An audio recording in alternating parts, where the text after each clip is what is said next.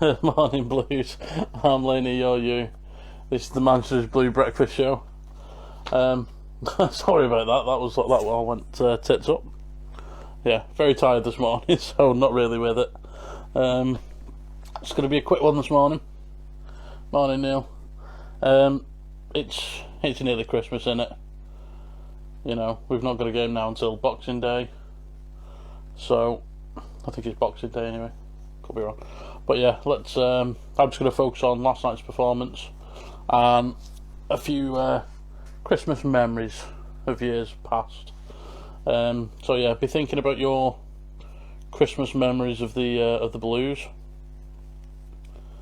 You know, I must admit my memories of City around Christmas time are a bit not the happiest, I must admit.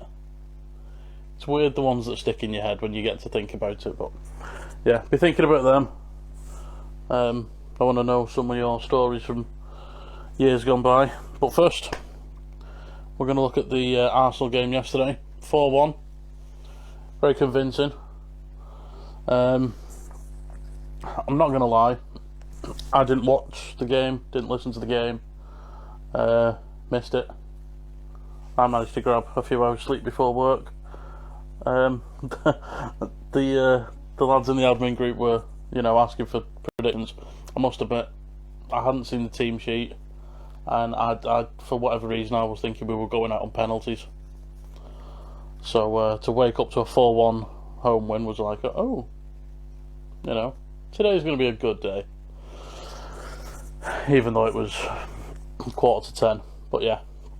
Excellent results. I've since watched as much of the game as I could on the highlights and catch up and stuff. 4 big points for me were Laporte, Zinchenko, Foden and Jesus. I thought they were stunning. Laporte, to be fair,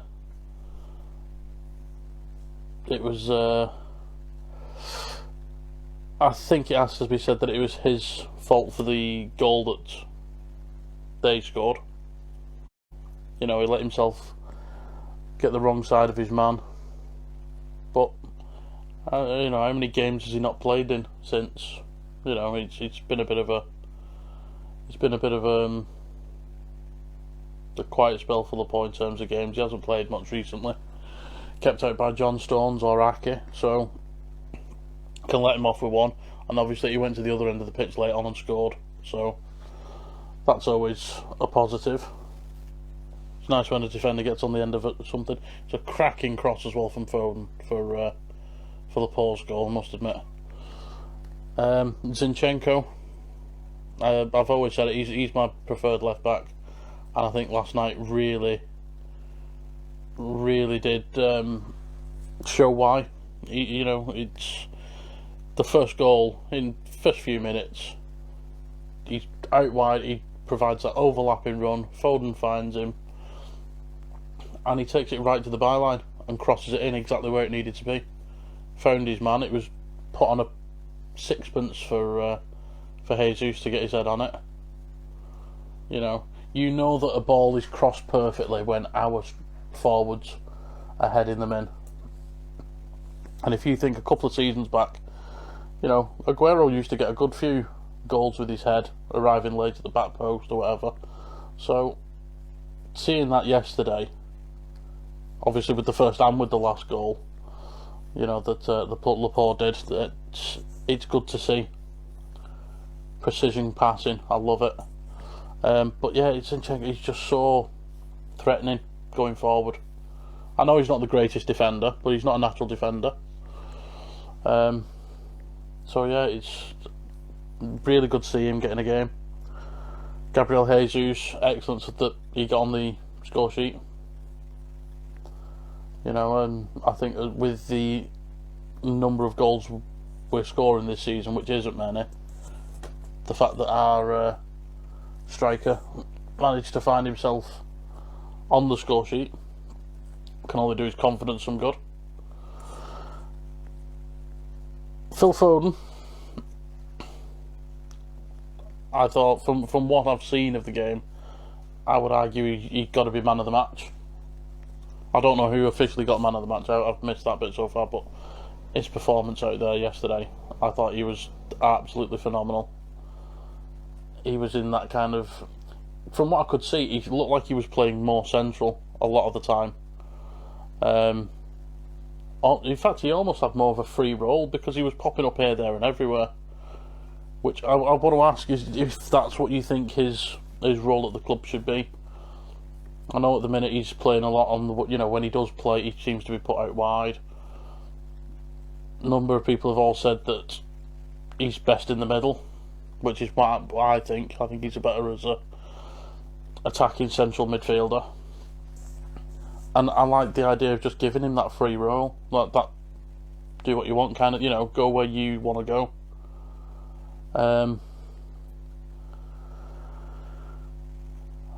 I honestly think we should go back to having him and KDB in that kind of role. It can work. Kevin Keegan got two playmakers running the pitch with Berkovic and Benabia. So why can't we have Foden and De Bruyne? It's my opinion. The skill of Phil Foden is undoubted. There was the opportunity that Jesus had in the first half that was one-on-one. Good save by the keeper, but the skill from Foden to get that pass out, he's a real gem, and I hope he gets more game time. I'm just going to go through a couple of the comments. We got morning Tony, Merry Christmas Neil, and Merry Christmas all the Blues out there. I'm not bothered what religion you are. At the end of the day, we all know it's a pagan festival that the early Christians nicked, just so they had an excuse to get pissed and have a party. So, doesn't matter. Me and the Christmas is all about family, Spend time with your loved ones. So you feel that Silva's struggling a bit at the minute? Yeah, I think it's his confidence more than anything with Bernardo Silva, because he was playing a couple of games and he was doing really well, and then he got dropped again, and it's almost like he's just... I think the lack of games is knocking his confidence a bit. I think he's one of those players that thrives off momentum. The seasons where he's done really well, obviously every player in the team has done really well. And I think he feeds off that. Obviously he was doing really well last season until the incident with Twitter, and then it all kind of went pear-shaped since. So hopefully he can find his feet again. He's had a couple of good spells. We have seen glimmers of the Bernardo Silva we all know and we all love. So hopefully he can knuckle down and get back to form. Jane wasn't at home. Wonder where you were then. Neil, so he made 3 subs, bloody hell. 3 subs in one game. I think Pep's been at the eggnog. Sergio got a run for the last 20 minutes, which is what he should be doing, somebody like that. The last 20 minutes for a player of Sergio's quality that's coming back from injury, that's what he needs, not starting the game and playing 60-70 minutes. Now we need to pick ourselves up, go again on Saturday night, 8 o'clock, home to Newcastle. Should be a comfortable win, hopefully. Should be a comfortable win. But yeah, hopefully City don't have our usual Christmas party where we end up dropping loads of points over Christmas. Morning Mark, it's a great win, grateful no VAR. Would have been down to 10 men and 2 brilliant goals would have been chalked off. Well, it's takes the fun out of it a little bit, but that's the game, innit? If there's no VAR, there's no VAR. Tough, you move on. Morning Lionel. Didn't Bernardo get COVID with the Portuguese national team? Thought he'd been improving up until the international break. I thought he'd been improving until the international break. I'm not sure whether I missed if he got COVID or not specifically. But yeah. Vincent, play Bernardo. Come on, City. Yeah. Oh, we all love Bernardo Silva. Sorry, Brunardo. He should be called Brunardo. Anyway, semi-finals of the League Cup. We are the reigning holders.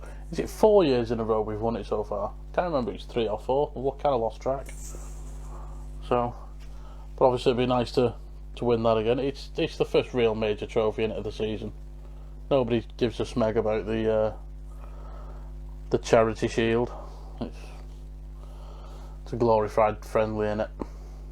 I honestly think the Charity Shield is kind of a bit of a dig at the Germans, because the Bundesliga trophy looks very similar, in my opinion, to the Charity Shield. That's a shield, isn't it, that they win. So I think it's a little bit of a dig at them, saying, look, your main competition is our friendly kind of thing. But anyway, oh, thanks Tony for. Oh, hold on. Tony says 3, Neil says 4. Yeah. Either way, we've won it. We're on a good streak with the League Cup, so let's keep it going. You know, possible records to set in that department. Might even just, you never know. We might even start sponsoring it soon if it has that much. Should do. I wonder if that means we get to actually keep the trophy, because I know with the World Cup, if you win that 3 times, you get to keep the trophy, don't you? So surely, if you've won the League Cup, you should be able to keep that after. Well, you should do. But anyway, it's just a non-beer. Let's keep winning it. So it just shows I'm not the only one who's lost track. I've got other people saying 3 years on the trot, and then someone else thinking it's 4 years on the trot. It's oh, is this what we've come to, City? You know, is this what we've all come to, Blues? We're so used to winning that the sort of the lesser trophies, we just kind of think, oh, have we won it? Yeah. Don't know. Not bothered. It'll turn up eventually. Anyway, Christmas is gone past. What's your memories then of City around this time of year? Could be from a couple of years ago, could be from 70 years ago, let us know. Like I said, the majority of mine aren't particularly great memories. Well, no, they're great memories because, you know, they all involved City, but the results usually didn't go well with the times. First of all, I think, well, a couple of them were for me were from 97 season, the 97-98 season. Obviously, not a season we like to remember. For those of you who probably a bit too young, that was the season we got relegated from what is effectively now the Championship into what is now League One.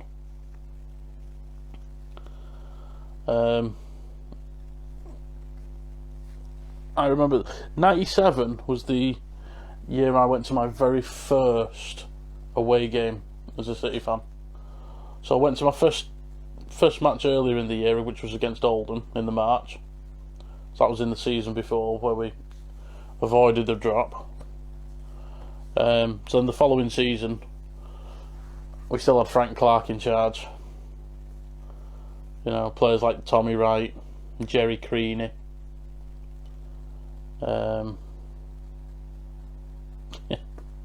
It wasn't the greatest lineups we used to get, but we played Sheffield United on the 15th of November. So I know it's a little before Christmas, but obviously by that point, Bonfire Night was over and done with. Christmas decorations were all over the place, you know, being sold. Bent's Garden Centre had all the displays up, and we used to go every year to Meadow Hall in Sheffield as basically our like Christmas shop. You know, we used to have nice displays and lights up in the hall and stuff. It's a nice big shopping centre, because this was obviously before the Trafford Centre had been built. So we used to go there every year, and I remember this year, because of when City played Sheffield, we went a little bit earlier than normal and managed to get tickets to the game. So Usual trek. Me and my mum and my dad. I think my sister as well. All went over to Meadowhall. Enjoyed a nice KFC dinner. Back in the days where you used to get a Viennetta with the family meal. It's nothing more entertaining than sticking a a frozen solid Viennetta next to the chicken bucket to try and get it to defrost a little enough so you can eat the thing with a KFC spork. You know, that's they were the good old days. But then, yeah, me and my dad went on then to the is it Bramhall Lane? I think it is. To watch City. We were obviously in those days. Sheffield United were challenging for promotion, and City were 2 losses in a row. Frank Clark on the verge of losing his job, and we played Sheffield away, losing 1-0. And in the 90th minute, City managed to get a corner in front of the away fans, and I still don't to this day know how it was actually scored, but I always remember Kevin Horlock saying afterwards that the ball was sucked into the back of the net by the City fans. You know, it was one of those proper goal line scraps, but he managed to get a point. And I always remember me and my dad sat on the sort of the tram going back to Meadowhall.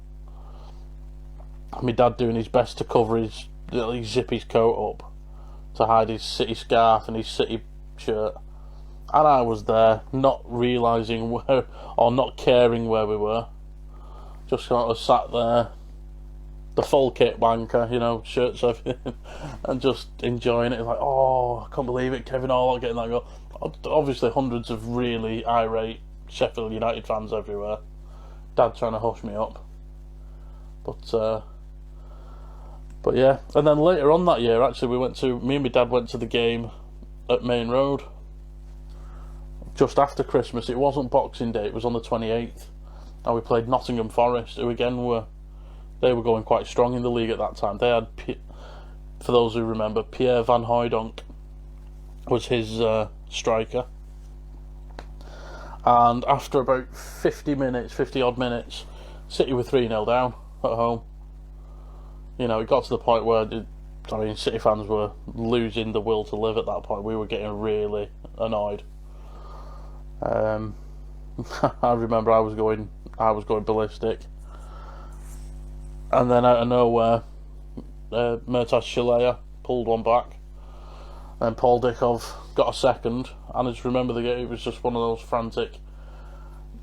We'd not even been there for the first 50 minutes. We just kind of let them play and get ahead. I think they got a penalty with some dodgy decisions, but we only actually started playing football after we were 3-0 down. And the last 10 minutes we absolutely battered them and we just couldn't score, and we ended up losing 3-2. But it's always one of those games that just sticks in my mind. So yeah, obviously the other big parts was the Junior Blue Christmas parties, often held at the fancy suite in the top of the K-Pax. And actually in the it had been Christmas 1999, you know, just before the millennium. We had the Christmas party there, and obviously we'd just been promoted, hadn't we, that season. Well, the end of the season was the playoff final at Wembley, where we beat Gillingham on penalties. And that Christmas party, I managed to win a signed football in the raffle. I think first prize was like mascot for one of the games. I think third prize was like tickets to a game or whatever, but I got the second prize, which was the signed football. I've still got it. It's still on the mounting my dad made for me at work with his lathe, and yeah, it's proudly on display downstairs in my little lad's playroom. But yeah, it's got all the signatures of the players that that's basically they were all the players that got promoted. You know, like the Whitley brothers, Weaver, Dickov, Gota, Horlock, Tiato, Terry Cook, You know, you name it, they were all there. So I'm just going to go through some of your memories. Let's have a look.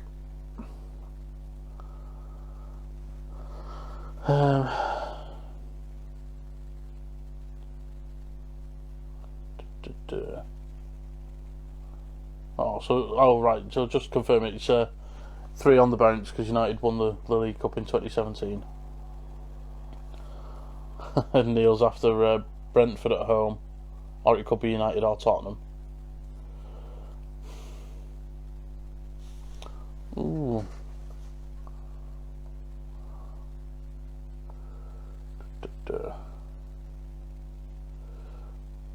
So 1977, Watson and Corrigan misunderstanding, and Liverpool score and win the league by 1 point.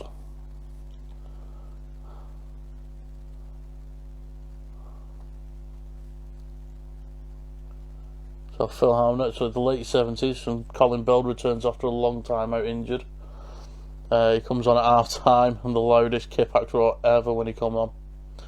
I bet the Kip-Ax in those days as well would have been something, because obviously I remember the Kip-Ax as being that sort of, I don't know, it was like 12, 15,000 capacity kind of stand. You know, the big tall all-seating structure that they had with the buzzard or hawk, whatever it was, hanging off the corner of it. But I know before the seating it was all standing at one, you know, and I bet they got a lot more than 15,000 on there, and on a good day. So I can imagine the roar for Colin Bell when he came out. He's got Mark. Boxing Day 1988 to 89 season. 12,000 City fans at Stoke in fancy dress with 1 million inflatable bananas. Oh, that must be something. Oh God, I remember watching Stoke against City at the Britannia Stadium, and I think that was like January or something. You know, that was the season we had the likes of Wayne Bridge and Craig Bellamy on the left, and they had a player sent off in the first half. It was like half an hour in, they had a player sent off, and then with one of those Rory Delap freak throw-ins, you know, they went and nicked a goal, and the second half it was just us absolutely caning them, and we couldn't score. We couldn't even get a point, let alone a win. Shocking. It's a bloody horrible stadium as well, the Britannia Stadium. It's freezing. Alright, Shane. Great to see Foden and Silva playing last night. Played well. Dino lost a wee bit of pace last night. Well, I'm not surprised with how old he is, bless him. But yeah, it's good to see Foden and Silva. So Phil again, 1981, Trevor Francis scoring on Boxing Day against Wolves, and we got top. What a pack down in the thick fog. God. Trevor Francis. That's back in the day a bit, isn't it?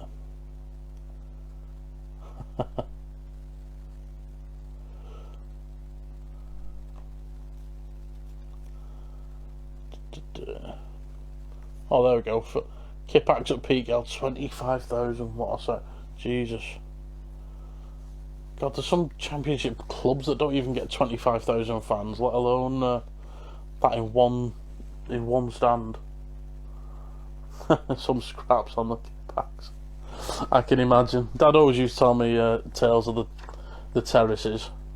You know, City would score a goal and all of a sudden you'd end up 8 or 9 rows forward and about 12 yards to one side, you know, because you all just sort of move. People couldn't wait till half time, so they just pee in your pocket.